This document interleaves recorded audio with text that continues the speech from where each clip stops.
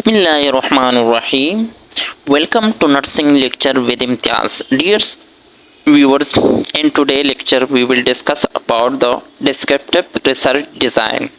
The purpose of descriptive studies is to observe, describe and document aspects of a situation as it naturally occurs and sometimes to serve as a starting point for hypothesis generation or theory development. The main feature of descriptive research design is used to observe, document, and describe a phenomena occurring in its natural setting without any manipulation or control. Descriptive studies are designed to gain more information about characteristics within a particular field of inquiry. Descriptive study also provide an impression of a situation as it occurs in a natural setting. Descriptive study do not involve the manipulation of variable or studies as they exist in the real world. Now, types of descriptive research design. 5 basic descriptive research design are discussed in this lecture, that is case report, case series, univariate descriptive design, exploratory design and comparative design. So let's start from the first one, that is case report. Case report is a descriptive observational study of a single patient or case with rare, specific and unique features and presentation, which is not routine phenomena prevailing in a practice are documented in a literature. For example, acute pancreatitis following medical termination of pregnancy, a case report. Acute pancreatitis is not a common complication of pregnancy or abortion. Thus, a researcher may prepare a cumulative anecdote of the complete case with clinical presentation of the case, diagnostic test carried out, specific finding of the test, treatment intervention implemented, and patient response to the treatment or intervention. Then the researcher will try to infer the possible cause of acute pancreatitis in such a rare case, comparing it with established cause. Such research generate new hypotheses which can be later tested through analytical observational research such as case control or cohort. The second descriptive research design is case series.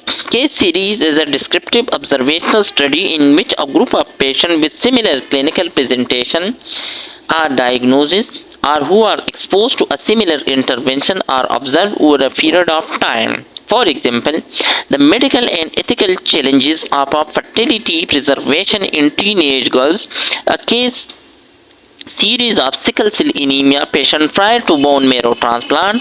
In this case series, gonadotropin ovarian stimulation was given to 8 consecutive cases. Mature oocyte retrieval and oocyte cryopreservation was done for each patient with the objective to describe the feasibility of performing ovarian stimulation.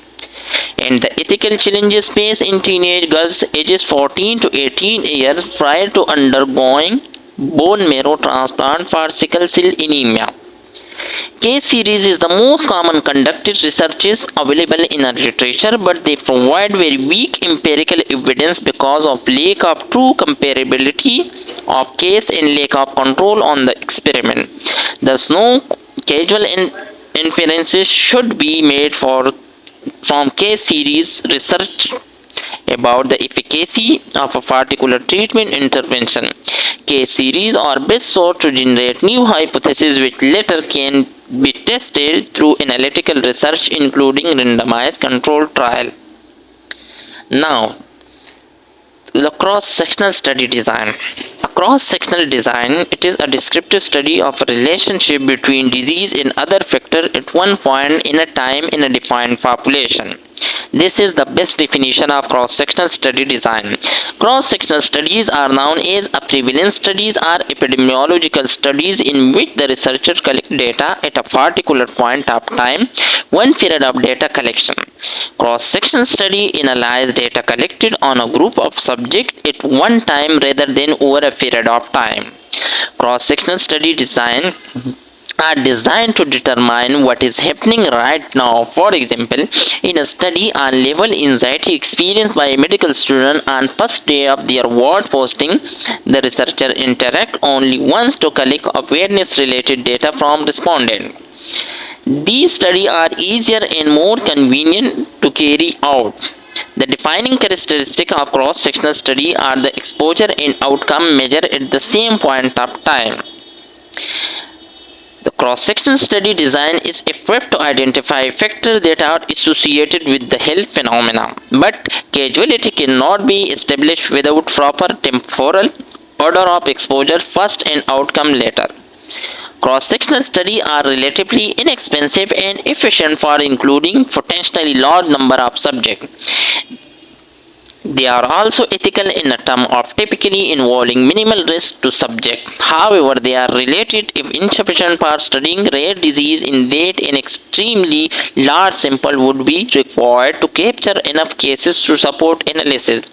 In cross-sectional study design, the researcher may carry out the survey about health behavior in a certain population, can also perform an overview of patient with a certain diagnosis, for example, age, sex, clinical data, or may conduct prevalence study to estimate the percentage of people with a given disease in a population.